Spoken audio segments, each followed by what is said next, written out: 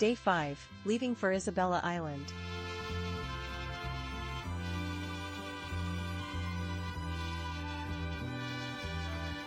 Taking ferry from Angermeyer Pier, Santa Cruz Island. 2 hours later, we arrived at the port of Villamil in Isabela Island.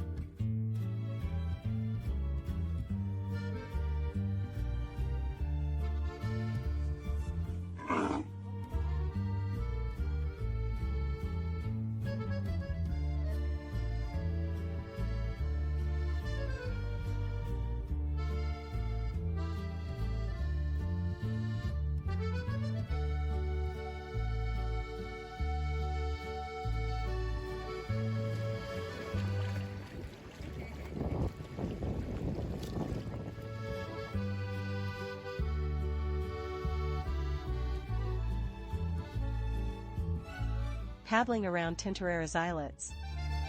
Here, the wind and waves are calm, and the islets are surrounded by mangroves. Between the small bays, there are black volcanic rocks. Not also change their behaviors or their physical conditions. They are changing also the genetics. Okay, and they did a new species from the ancestor, and there is an endemic species, right? Okay. Back on shore, we saw some marine iguanas.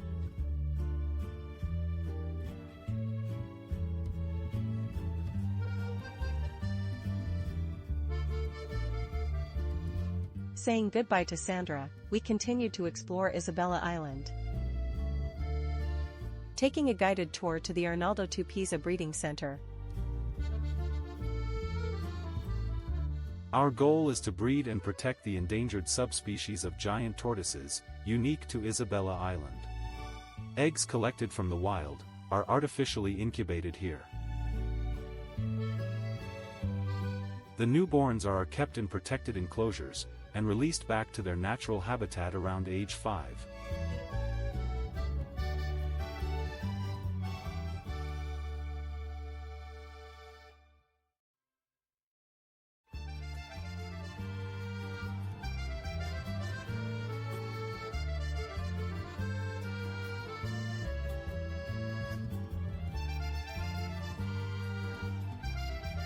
The name of this hotel is Iguana Crossing Hotel.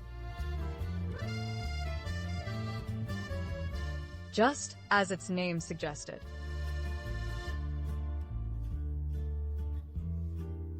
Now we are at Christ the Savior Catholic Church. The exterior wall is made of materials unique to the island, lava and coral stone. The interior is full of local character, allowing you to feel the island's unique spirit.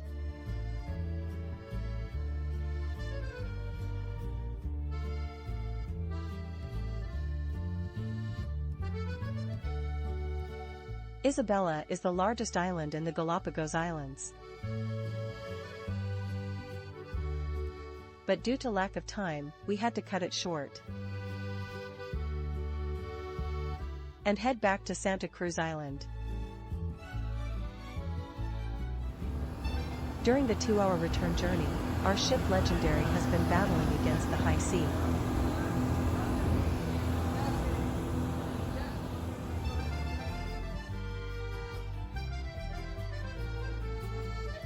Day 6, in the morning, we took a guided tour of the Charles Darwin Research Station. Galapagos cacti are endemic and keystone species because they are unique to the islands and are vital to the ecosystem. In 1999, the Australian ladybug was the first international introduction to control an invasive species. Marine iguana has flat mouth for the algae from the rock.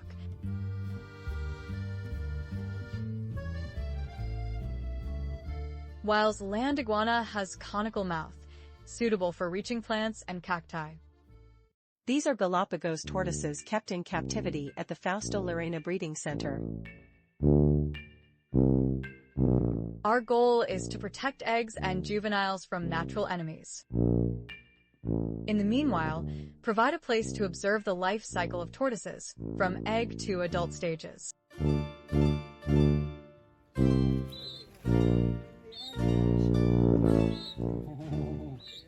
That's interesting. No sé si les pusieron el agua para que se riegue o ¿será que se cayó la manguera, Marquito? ¿Será que se cayó la manguera? Look at the tail, everybody. Where's my group? Males have a long tail. They took the turtles and left the rats behind, and now the problem we have is with the rats. Here we have two types of turtles. One is the saddlebacked with the neck facing forward and upward, like what we just saw. George is of this type. And the other is the dome-shaped. Saddlebacked tortoise, with a flatter shell and a higher front opening, making it easier to reach food from higher places, such as cacti, and adapt to arid environment. This is a picture of Lonesome George, whom we mentioned at the end of the last episode. George was discovered in 1971 and is the last surviving Pinta Island tortoise in the world. George had lived here since 1972 until his death in 2012. Over the 40 years, he developed a deep bond with his caretaker, Fausto Llerena. Several attempts were made to help George reproduce, but have never been successful. Its passing marks the end of the Pinta Island tortoise on Earth. In this chamber, we are about to see George, who ultimately stays alive, in another form. Here, people can appreciate George's long neck and beautiful saddleback shell in the taxidermized form. Scientists hope to carry out a hybrid breeding program with other giant tortoise by sequencing George's genome, eventually, to breed George's subspecies that were close to purebred and introduce them back to their native habitat, Pinta Island.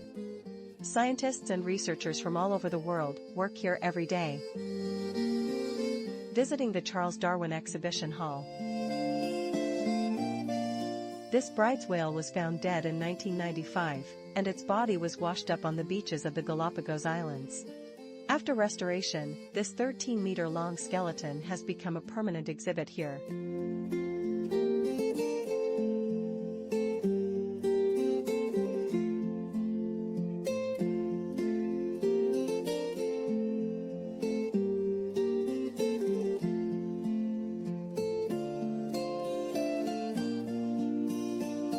In the afternoon, we explored Tortuga Bay, Galapagos National Park. The trail to the Tortuga Bay is straight and sturdy. The lovely white sand beach is so named for its black sea turtles nesting here. A red flag was raised, indicating swimming is prohibited here today. So we swam in a nearby cove for a little bit.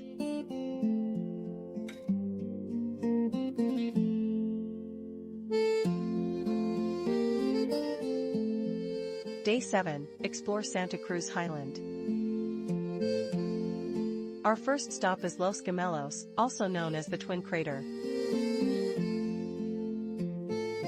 In fact, they are neither volcanic craters nor meteorite craters, but rather, two huge karst pits, formed by the collapse of large lava chambers, and now, covered with lush plants and trees. As the thick fog starts dissipating, the huge pits with distinct layers appeared below.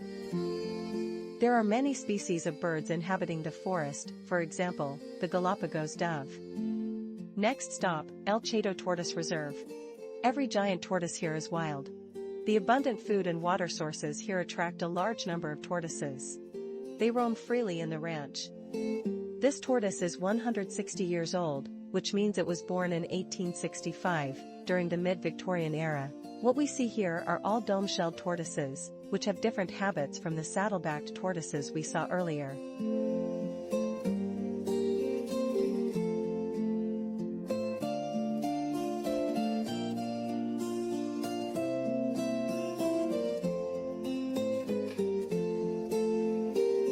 At El Chato Ranch, we had the opportunity to walk through a lava tunnel. Lava tunnels are a geological feature. The tunnels were formed when the outer layers of a lava flow cooled and hardened, while the molten lava inside continued to flow and drain, creating hollow tubes. Some are double-layered, like this, and some can form 4 layers. There are several lava tunnels like this on Santa Cruz Island.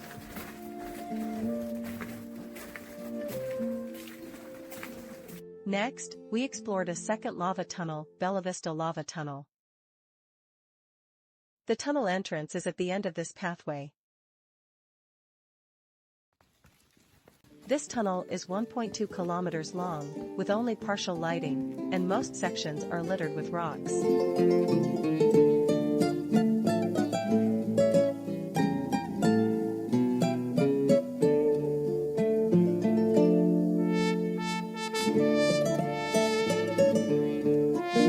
You can learn about the volcanic history of the island by observing the geological structure of the tunnel walls.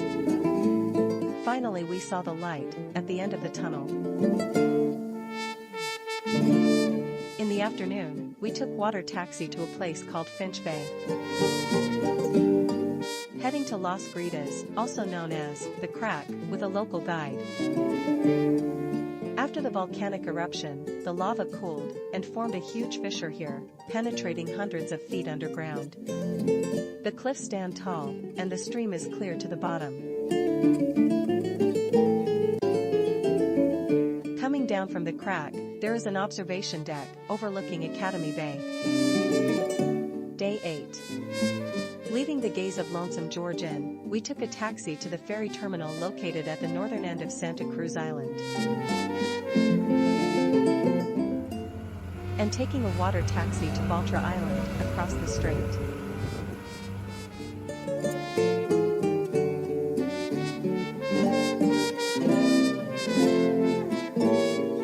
Where a short shuttle bus ride takes us to Santa Cruz Airport, back to Guayaquil.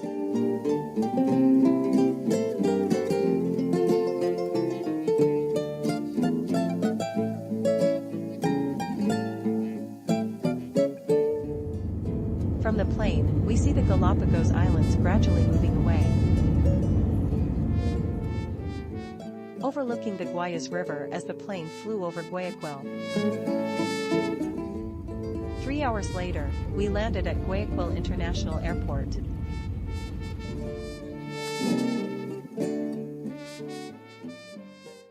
View of the city and surroundings, from Cerro del Carmen observation deck.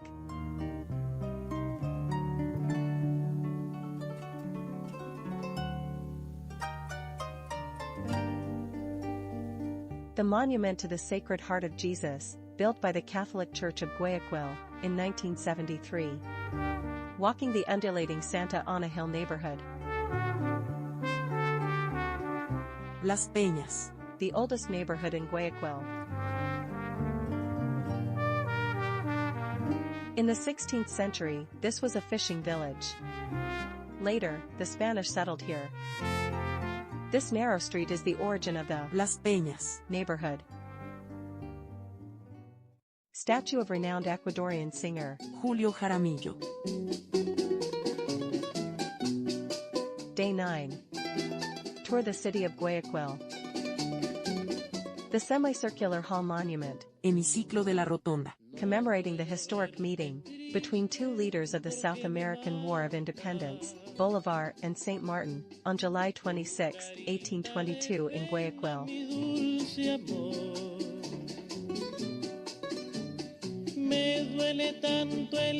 The Four Elements Monument towers. This is earth, Elementos del suelo. fire, Elemento fuego. and water. Elemento de agua. The BAE Guayas, anchored on the banks of the Guayas River, is a sail training ship of the Ecuadorian Navy. On May 23, 2012, the BAE Guayas sails past the Statue of Liberty in New York. Torre Morisca. A clock tower, specially designed for the 183-year-old clock made in England. Let's take a look at its details. Monument to the Ecuadorian national hero and poet. José Joaquín de Olmedo.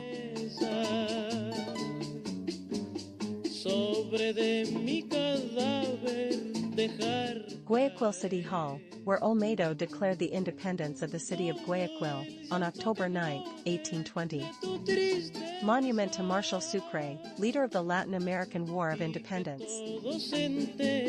Simon Bolivar's equestrian statue in Seminario Park. With the Metropolitan Cathedral of Guayaquil on the backdrop.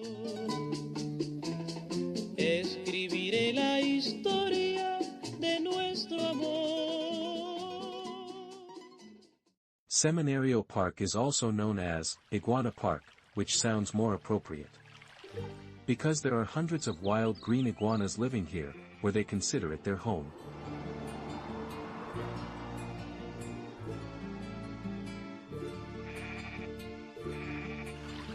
There are all kinds of fishes and turtles, inhabit the park's lagoon.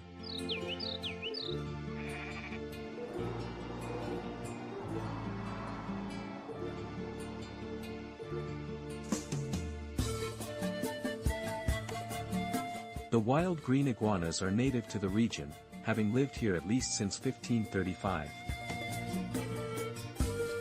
They are originally from Central and South America, and the population in the park has been sustained by the abundant natural food sources and tree shelter. Although they initially lived in the forest, they have adapted to the urban environment of Guayaquil, and the park provides a suitable habitat. Though they look like pets, they are not. In 2017, there were approximately 350 iguanas in the park. Later the number reduced, but still over 100 now. They have become accustomed to humans, enjoy getting close to humans, hope to be fed, especially lettuce. Land iguanas nod their heads, to communicate a variety of social signals. Gentle bob as a greeting or a sign of acknowledgement. A jerky, rapid bob is often a sign of irritation, fear, or a warning. During mating season, males will bob to attract a mate. Interestingly, just like human, each iguana has a unique head bobbing signature which helps them recognize and assess other individuals.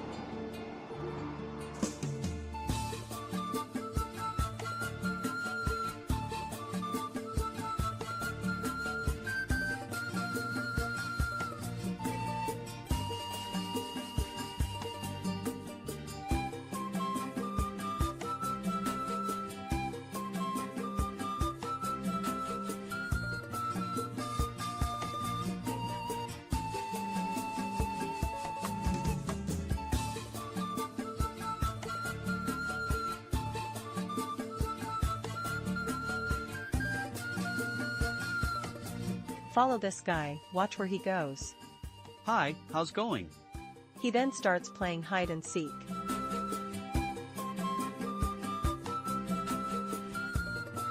Now you see me, now you don't. Hey, I'm here. Bye. See you next time. We bid farewell to Ecuador, and embarked on our journey back home.